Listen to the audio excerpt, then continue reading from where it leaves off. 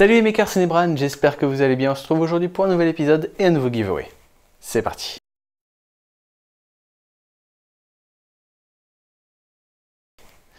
Bien alors comme d'habitude, d'abord voici le nom du gagnant du dernier giveaway qui a remporté ceci, un porte-carte imprimé en 3D. Alors je l'ai réimprimé puisque le dernier était franchement mal imprimé, du vieux filament qui traînait depuis un moment, imprimante qui débutait tout juste. Là franchement c'est beaucoup mieux, c'est plus propre, ça va beaucoup mieux, ça fonctionne. Donc là, nickel. Bien, passons maintenant à la vidéo d'aujourd'hui. Et pour le coup, on va changer un petit peu les règles. Dans 2 semaines, c'est Halloween. Du coup, je me suis dit que ce serait sympa de vous faire un print thématique sur Halloween, comme l'année dernière. Et en plus, comme il y a un giveaway qui tombe maintenant, autant en profiter pour vous faire un giveaway sur Halloween. Alors, l'année dernière, je vous avais fait un beau print pour Halloween, ceci, la lanterne. C'était un des plus beaux prints que j'ai fait sur la Mega, j'en suis particulièrement fier. Ça avait pris pas mal de temps, il y a plusieurs filaments, j'ai même mis un semblant d'électronique à l'intérieur. Non, franchement, je suis vraiment fier de ce résultat. Et pour cette année, j'ai fait plus ou moins la même chose. Alors, mon imprimante, elle débute tout juste, du coup, j'ai pas pu vous sortir un truc aussi élaboré.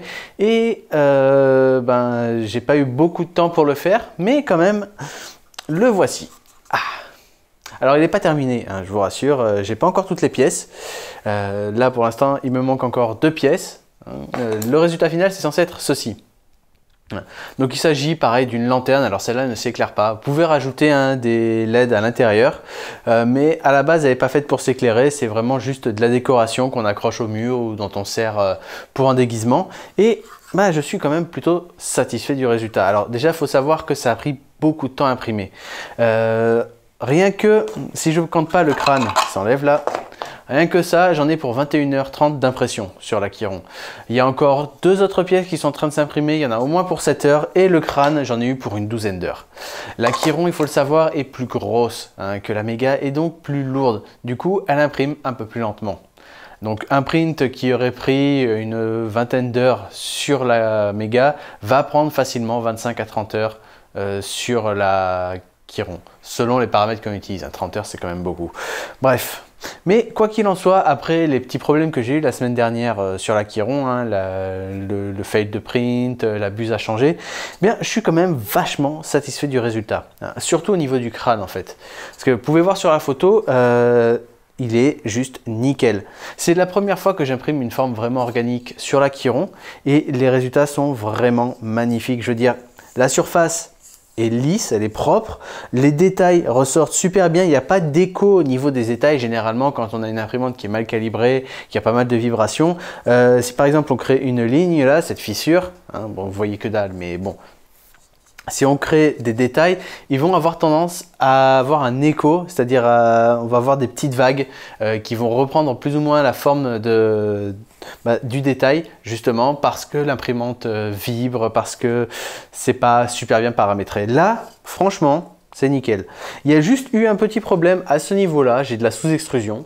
Alors ça fait pas partie du modèle initial, je l'ai pas de l'autre côté, je sais pas trop pourquoi j'ai ça, mais bon c'est pas grave, ça rajoute un petit cachet au crâne parce qu'au final qu'il soit un petit peu dégradé juste à cet endroit là, c'est pas dramatique. Le reste de la lanterne c'est pas encore terminé et ce sera peint surtout en noir. Je vous le présente là comme ça parce que j'ai besoin de sortir cette vidéo rapidement.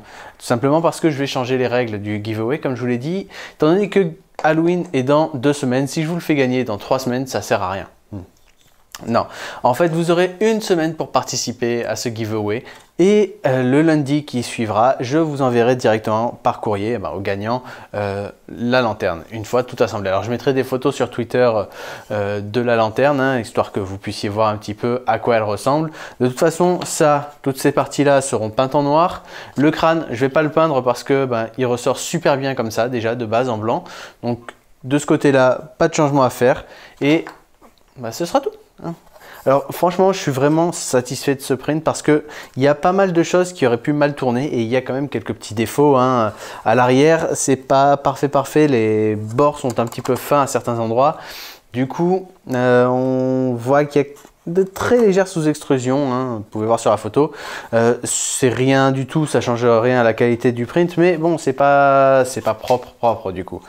Mais par contre les premières couches sont super propres, super lisses. Il y a eu un petit peu de fil dû à une mauvaise température, mais bon, ça c'est pas trop grave.